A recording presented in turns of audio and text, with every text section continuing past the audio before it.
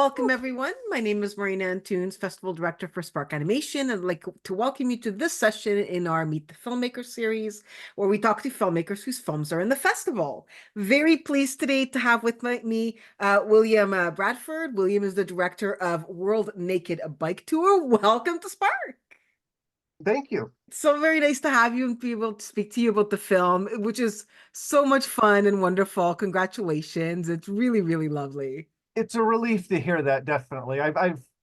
Now I should first emphasize it's based on a real life event, the World Naked Bike Ride. It's a protest event. And yeah, actually my first award I won for it was in Portland, which apparently is where the origins of the event were. Oh, okay. Yeah. Which I didn't know at the time. If I'd known that, I would have pushed that in the picture in the application film, the festival application. Okay, well, so talk to me about this because I mean, I'm local. I'm from Vancouver, and I have to be totally honest. I mean, I love cycling. I cycle pretty much everywhere. But I'd never heard of this. I did once in a article, and then every so often I'd see it go by our house apartments, and I thought, oh, maybe I should join that. And my wife tried to talk me out of it, and it felt like I didn't do enough summer events, and that was like kind of a very summery event, and it was a way to be. I mean, there was a lot of worthy causes it was pushing for. It's pushing against fossil fuels and pushing for body positivity and tolerance and all that stuff. And again, I think I kept that kind of in the background, the cartoon, but there's definitely an emphasis of what should we really be focusing our, outrage on and all that. So what motivated me honestly was it was a way to be rebellious without actually without upsetting anyone who I didn't want to upset. Exactly. Well, I think it's really interesting because I mean, yes, you participate, but how does that how do you go from like actually participating and then deciding, maybe this is something that I want to make as a short film? I tried to do a few ideas. It's one of the challenges, of course, is that I've had a pretty good upbringing, right? Like I grew up in the countryside, loving parents, supportive family and everything, and lots of exercise and hard work. Isolated, certainly, right? It was an hour, like we were literally at the end of the road where it stopped and turned around. And I was always a bit out of place because of the animation. You probably don't become creative if you fit in. And I keep hoping I can come up with some inspiration for a story about that for my parents' sake, right? Because I do feel kind of bad. It almost feels like I'm not wanting to talk about my childhood there. But my dad loves Stephen King, and if he ever asked me, I would explain to him that there's a bit of a glut of stories about straight cis white guys from rural communities they never fit in. So I kind of always, and I have not driven a car in 13 years, right? Except for the odd time I do an errand at my parents' house, just on the farm. So no.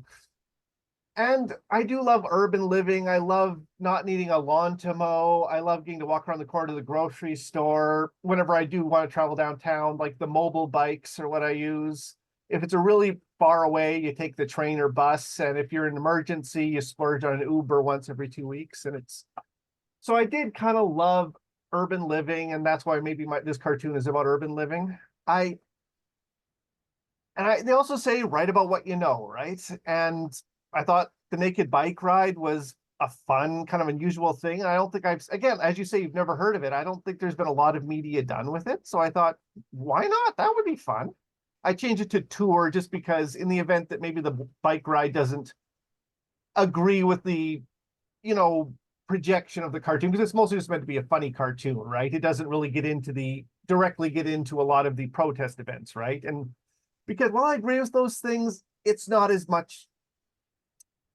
People like to be intellectually and emotionally challenged by art, but I don't think you don't want to notice it's happening when it happens, right? So I kind of kept that in the background, like the villain's got a big gas guzzler and he's parked it idled and everything, or most of the characters ride bikes and live in an urban area and all that. So it's kind of in the background a bit. It's not really shouted out in front of you there. So how long was it sort of the process from when, you thought "Well, this might make a great film" to when you actually started actively working on it? The first animatic I worked on was actually back in 2019, the first time I started boarding it out. That was a very different, well, not very different, but yeah, it was a very different story. I'd made a bit of an art book where I kind of wrote about it a bit. Initially, the villain was going to be one of the participants, like snobby fathers, maybe like from, again, and this is, to be clear, nobody in my family is based on the character, right? Like they all found it quite amusing, right? Actually, when I did it.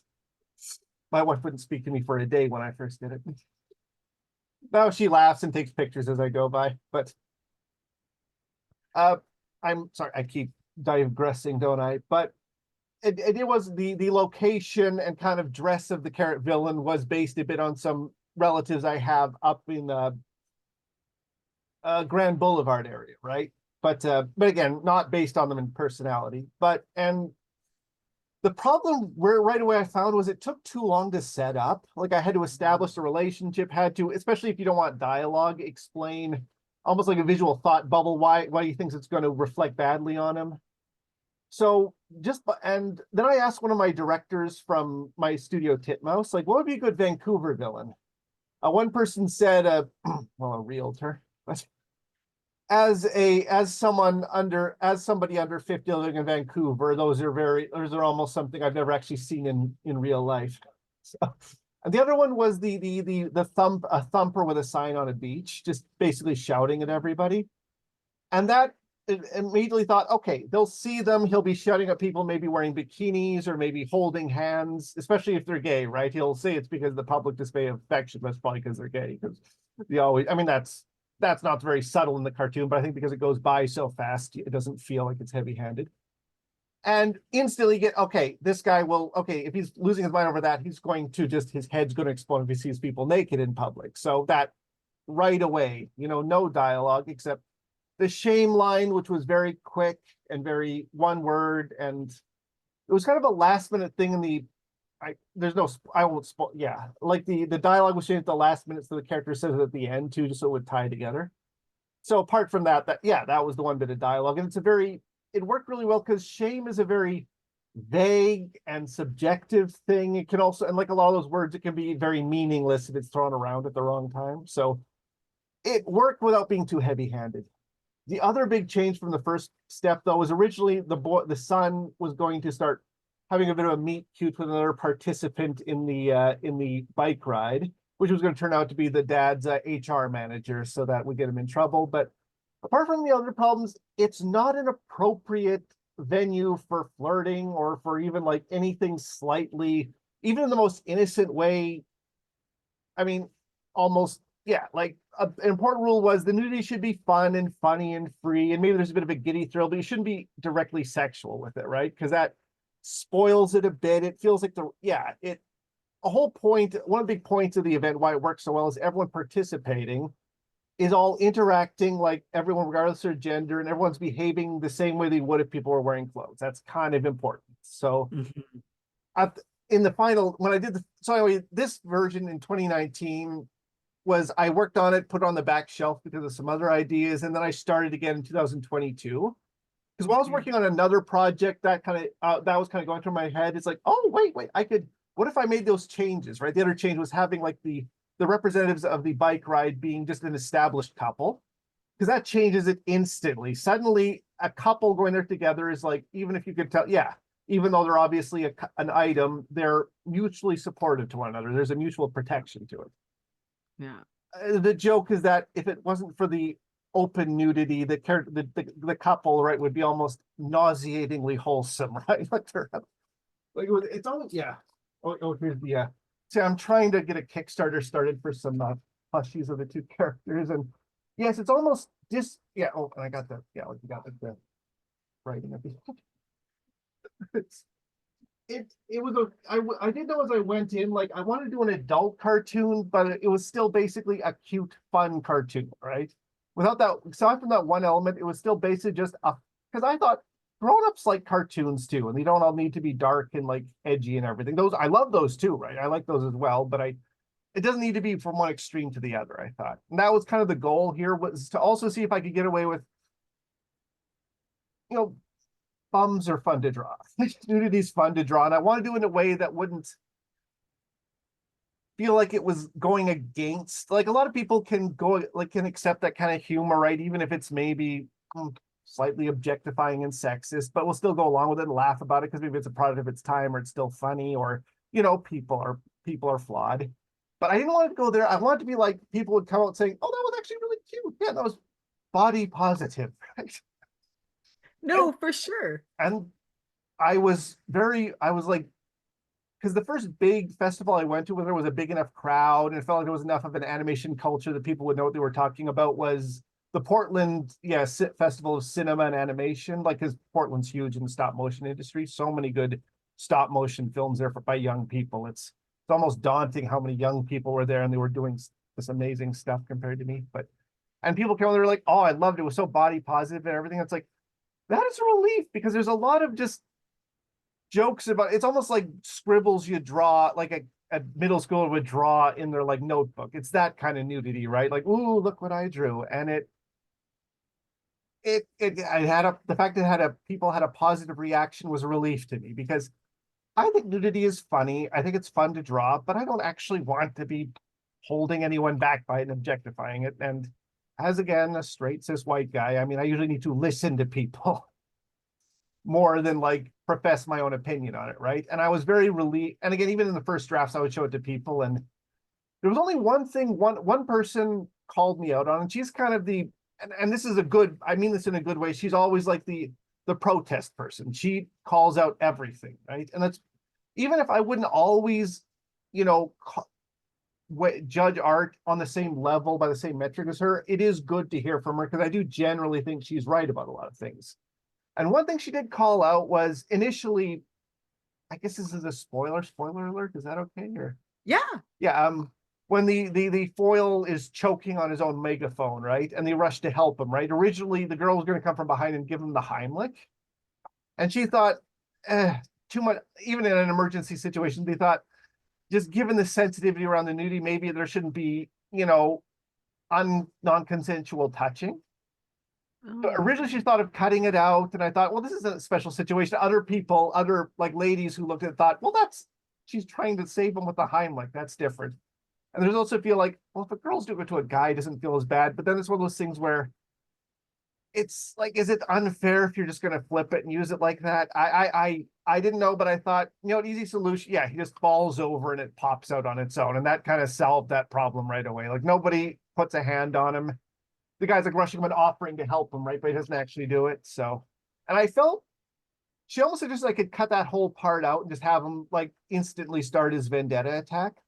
But I felt I needed to have an interaction at the beginning to contrast the third act when he does accept their help. And it's not Yeah. really, it doesn't really show a huge change in character with him, but it's him struggling to resist some introspection, right? I thought that was the closest we could go with it on his end. Well, I mean, I think that it's so interesting that you did approach other people and sort of took some insights from others on, how this plays, and you were very considerate about, how this was going to be looked at. And at the end of the day, I mean, it is a very fun, lightweight kind of animated film, but it does have a message that comes across really clearly. And I mean, I didn't the team that we watched it, we laughed, we thought it was very funny, and never once did we think, ooh, that's kind of creepy.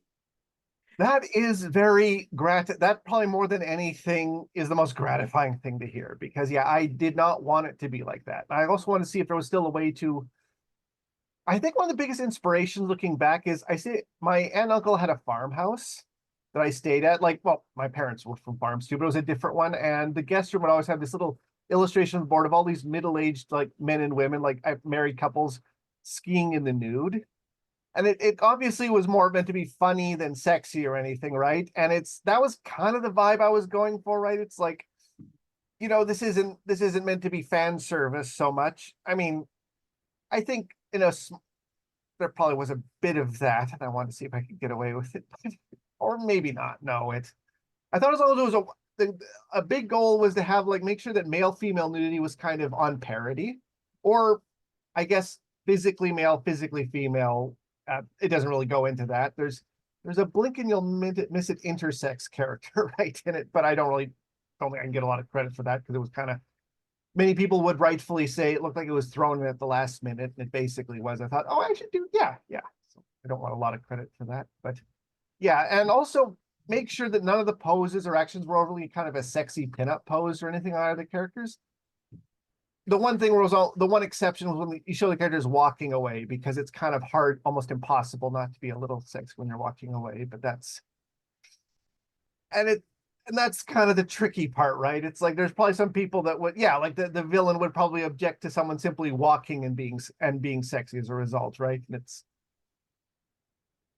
I feel like I'm doing too much talking and not letting you get enough questions, and I'm sorry. No, no, no, no. Please, no. This is about you and the film, not about me. Well, I like a few years ago, I'd done like a 1 minute long film that did get into Spark as well, and I was trying to be it was almost me trying too hard to be more open-minded progressive. It was just Commute. It was just 1 minute long. It was just a lady in a niqabi sitting next to a lady in like a really kind of sexy revealing outfit, and this old man walks by and says, she shouldn't be allowed to dress like that. And there's this pause, like, oh, which then in a moment one of them offers candid, the other one like in camaraderie, and it's very on the nose, isn't it? And also a lot of people said, even though they agree with the message, it doesn't really mean anything coming from me, right? I'm not in either of those subjects. I did ask a woman to help me with it, like a woman from a certain like from the right background to kind of give me notes, but even then whereas that same joke is, or that same, it wasn't really a joke in that version. It was a joke in this version for like a blink and you'll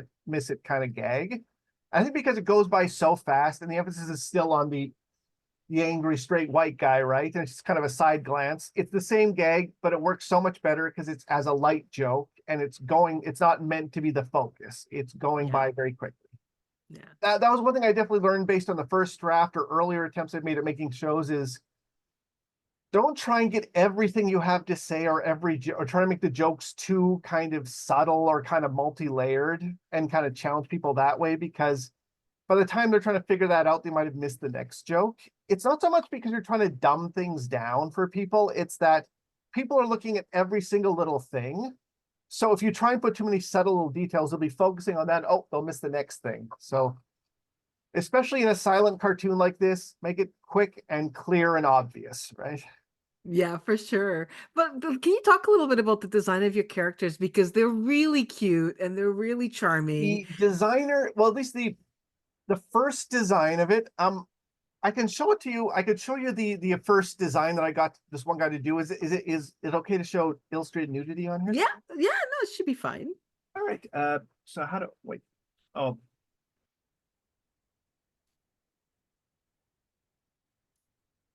Shoot, I'm sorry, I don't use Zoom much, so I can't remember how to add like a split screen. But it's not important. But basically the artist's name was George Mager or Major. I'm not quite sure because it's not spelled Major. He's this amazing, like definitely check out his stuff. His Instagram, I think, is still Smarty Farty, but he's this guy from Russia. And I was just enamored because his drawings are very minimalistic, very kind of like no detail on the characters at all, right? Like some of the characters just have little simple stubs, and he'll do fan art of Disney characters or anime or old folklore illustrations, and there's a charm to it, right? There's a confidence to almost having no construction or structure on the characters and it being almost very mushy and amorphous. And I've always wanted to do something with them. And when I was working on this cartoon, I realized the first rule when you're making a cartoon is try and keep the cast as small as possible, right? So you don't have to learn how to draw the characters and all that time. And that was a rule I already had to break in this cartoon because you kind of need a crowd of cyclists to show. And there's always going to be this like people. It's basically a tour of Vancouver. So because his style was so minimalistic, I could make the characters basically little blobs from a distance and kind of amorphous shapes. And that did make things a bit easier to do. It does, like, I had to go a bit more detailed than I usually did in the final designs because you need fingers and hands on the characters. Similar to, I think, one cartoon that's pretty much his design entirely is this short rendition of this old folklore, Simpleton Jack. I definitely recommend anyone watching this check it out. Just type in Google. But yeah, that's his style, right? It's an old folklore. Yeah, fairy tale folklore. And I got it. He managed to do one design of like all the characters riding through. I'm going to put it in an artive book, and he did a few other quick sketches of the characters. And then unfortunately he didn't have much more time to do it because he well, he was from Russia and he's not from Russia anymore. And he's doing good now. And I don't know how much he wants me to talk about what he's doing, where he is or what he's doing. But yeah, he was going through a rough time, and I'm glad he's safe now, and I hope he's doing a lot better, and I hope he can, yeah, keep going on. But yeah, so I only got a few designs out of him, but I pretty much took those and I put him at the top of the design, and then I did all the character designs myself after that, trying to base it on his style as much as I could. And yeah, and then all the background artists pretty much emulated his style for for the final work, and I hope, because I gave him top billing, and of course he paid for the original. He got paid for the original concept art. That counts. It wasn't stealing. It was basically going off his style, and yeah. So I hope so. George, if you're watching, please answer. Yeah, I'll definitely. Yeah, I definitely want to. Yeah, do more stuff with you in the future. So that's where the design style came from. Also, I'm probably taking too long to answer these. But the other thing was, he did a lot of illustrations with just naked characters, or like old artwork, or like Norse gods in the nude, or just funny like naked characters, and it kind of takes the sting out of the nudity a bit because they're so simple. It doesn't feel as like graphic, and that I felt was the perfect like balance to hit for this cartoon, because I didn't really want, like, the whole opening joke implies that there's going to be like some complex kind of staging to block the nudity, and that was always a relief when it got a laugh from people, because I thought that's going to set the tone of the cartoon. But yeah, I wanted to be able to make it laugh about just straight up frontal nudity and everything, and it helped a bit, I think, that style. Oh, for sure it does. But you mentioned something that I wanted to ask you about, because I mean, it's very clearly Vancouver once the setting, like once the movie starts, you can tell it's Vancouver. Even if you've only seen pictures of Vancouver in passing, like it's very clear that that's where this is set. But I mean, you don't necessarily say it's Vancouver. You just kind of show bits and pieces of things that are recognizable. And I'm curious about, how do you came up with that sort of playlist of greatest hits of this is Vancouver without maybe necessarily saying this is Vancouver? Honestly, again, one of the inspirations for this was, they say, write about your own experiences and what you know. And again, I'm from Vancouver, and Vancouver plays a lot of cities, but never gets to play itself. It's that right balance of being comfortable, but maybe it's hard to get a bit of an identity out of it, because there's a lot of comparable cities that have much more distinctive qualities to it.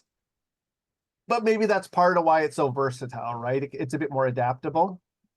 But again, the main reason why I set in Vancouver is because that's where the bike ride was set in, and I pretty much followed the same route that I take when I participate in the naked bike ride. Yeah, and that was actually really the reason for it. Yeah, so I just basically followed the trail, and that happened to go by a lot of kind of famous spots.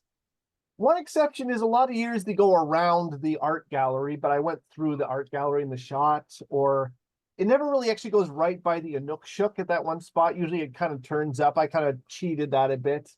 Another big cheat was, usually when we go, we have some police officers on bikes and uniforms going with us, usually to control traffic as we're going by. And I don't know if we would actually run into someone like the picketer in Vancouver. You never know, but I think the policemen are just there just to make sure. So You obviously, meant, sorry, yeah, you mentioned that the production, you kind of took a break between 2019 and 2022 and you started that like more actively working on the project. So once you picked it up again in 22, like what was your production schedule like? it was pretty busy. I think if me and everyone who worked on it was just working on it, we probably could have done it maybe in like maybe 6 months. Mm, But we were doing it in the evenings, right? mhm.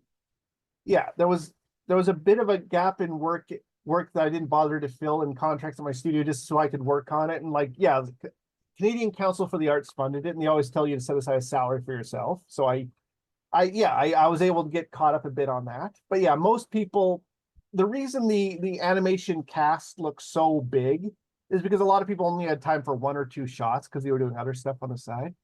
Yeah, so it it took a it took a long time because I was doing it in the evenings and on the side. Yeah, Well, as was everyone else. Yeah, and I mean, talk a little bit about that. Because I mean, for a lot of filmmakers that I talk to, a lot of the times this is a passion project that they've done while working a full-time job. Like this is something they've That's, done off the side of their desk. Can you that is talk a what little I'm bit doing. about the process of, making time to do a project for yourself and telling a story you want to tell? Well, the truth is, if I wasn't doing my day job or doing, maybe some side contract work, I would be working on a project like this, right? I always spend time working, trying to come up with some ideas. This is the first one I got all the way to the completion, except for that 1 minute one. So it's you got to do it, right? You got to make something, And if you're working in Vancouver, we don't really run shows here, not since. Again, the composer for this cartoon was Patrick Caird, and he was the composer on Ed, Ed, and Eddie. I don't know if you remember that cartoon at all, but I Yeah. think that was one of the last like written and directed shows in Vancouver. So if you want to make your own stuff, you kind of got to do something like this, or again, do something like Digital Circus or Lackadaisy, where they're doing some or the Hell of a Boss guy, right? Though that's amazing they're doing that, right? And again, it's again uh, merchandising that helps too, and a lot of crowdfunding. And I applied for another. So I applied for another Council of the Arts thing to try and do like a bit of a proof of concept. I needed to use a different category. Like you can only do creation exploration because of the non-commercial rules. So I was hoping to have one for the next month during the gap, but I'll have to wait till the end of January when my next contract's starting anyway. So I'll be back to doing in the evenings anyhow. Would have been nice to do it during like the gap, right? When I didn't have stuff to do anyway. But that's did I answer the question? I'm sorry. No, no, yeah, yeah, you totally did. You It's totally yeah, did. like working in the you got to do it in the evening work. Well, I could have done that. I could have edited that conversation a bit more. No, no, no. I mean, so, you mentioned that the cast of animators is so long because some of them only had time to do like a little bit of work. How do you keep the story and, the visuals looking consistent when you have people kind of like rotating through the work? Well, the fact if you think it did stay consistent, then I'm quite gratified because when you're working on it, you do notice slight differences in people's styles. Basically, I did the character layout past myself, and that might have helped a bit. It does make a big difference. Like I work on a lot of shows where they don't have posing up front, and it makes a big difference in the production to have have someone do at least the key poses, right? So at least if it's called out there, or even if it's not always consistent, it's consistent in the way the director wants. Hmm.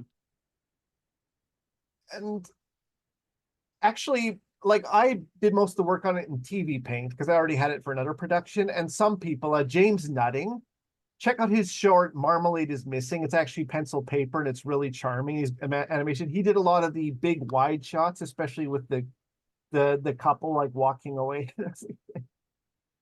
And he also had TV Paint. A few other people did, but a lot of people didn't have it because it's very expensive. So a lot of people used on Adobe Animate or Toon Boom Harmony or Tahoma. One guy in the Philippines did Tahoma. And I would just import the PNGs, and I might do a bit of redrawing here or there if it was looking a bit too vectorized, or I could tell there was a. I don't mind the inconsistency or the boiling, but I really wanted to make it feel hand drawn. Again, that loose style, right? Like I didn't want to feel like there's like puppets moving, flash puppets moving around. So that helped. I did do a bit of redrawing here or there, and thank goodness TV Paint has an automated color kind of trick. It's not perfect, right? But I learned how to do it on Sean Macron's short film Corvine. That's another one Hmm. that's just went up online right now. Definitely check that one out. But when I was doing some cleanup for him in ink and paint, he showed me how to use that, and it does save a lot of time. The Hmm. only time I didn't use it on the characters was, and I did all the coloring myself with the characters, and Okay. only because of that trick, right? The Yeah. one time I didn't use it was there's that one scene where the rickshaw girl is pulling the rickshaw and everyone's stacked up on it. And that was a cycle, right? You had to do it in a cycle. And I had to paint it manually because it was so heavy that it took like a minute every time like you characterized a line you wanted the computer to decide to fill in the area. You'd have to leave it for like a minute.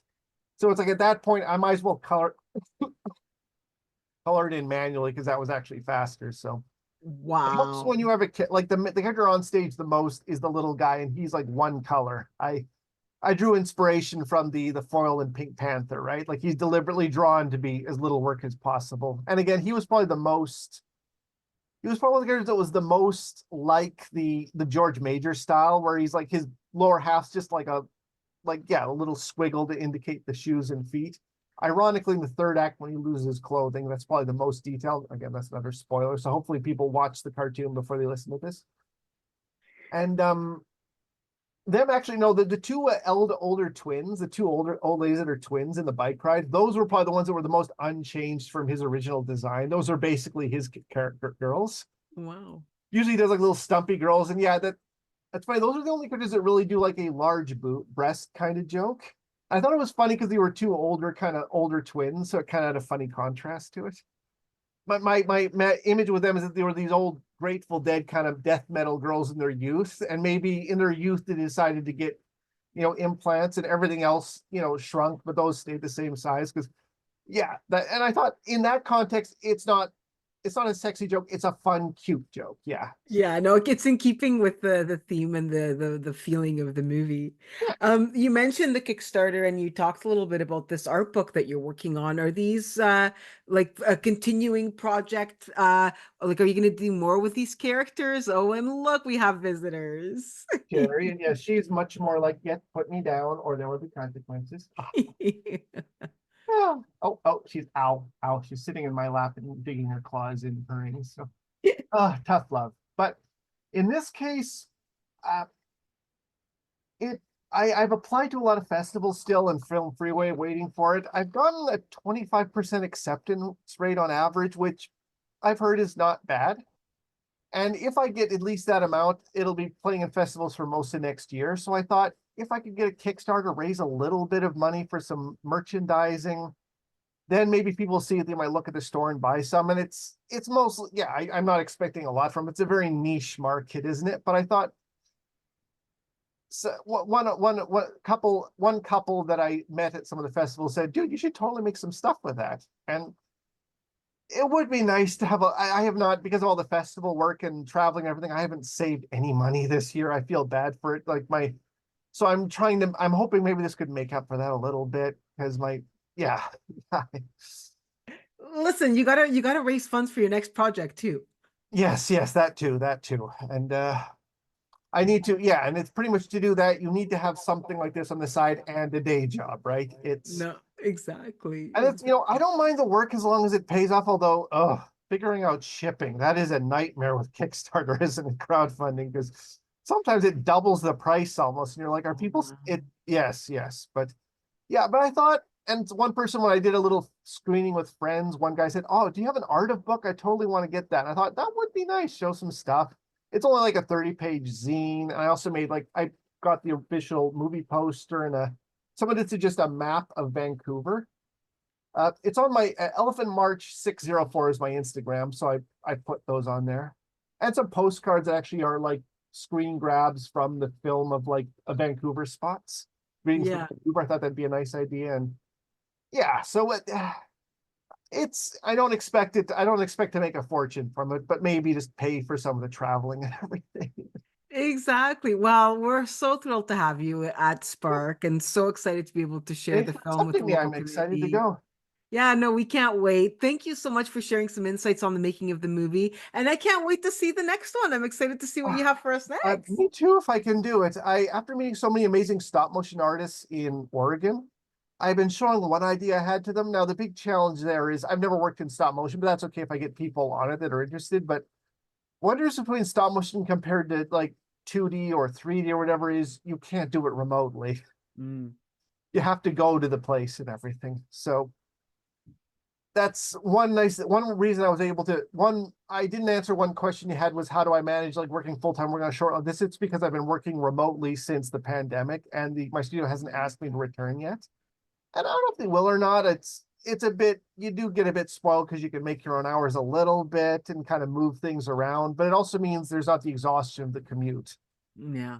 So that does make a huge difference. Yeah. Well, hopefully that boosts the output for the next project. Well, we'll see. I've got some stuff applied to Canada Council for the Arts. We'll see again, so we'll see what happens. But yeah. Well, Thank you. congratulations, William. This has been really, really lovely. Thank you so much for your time. Thank you so much.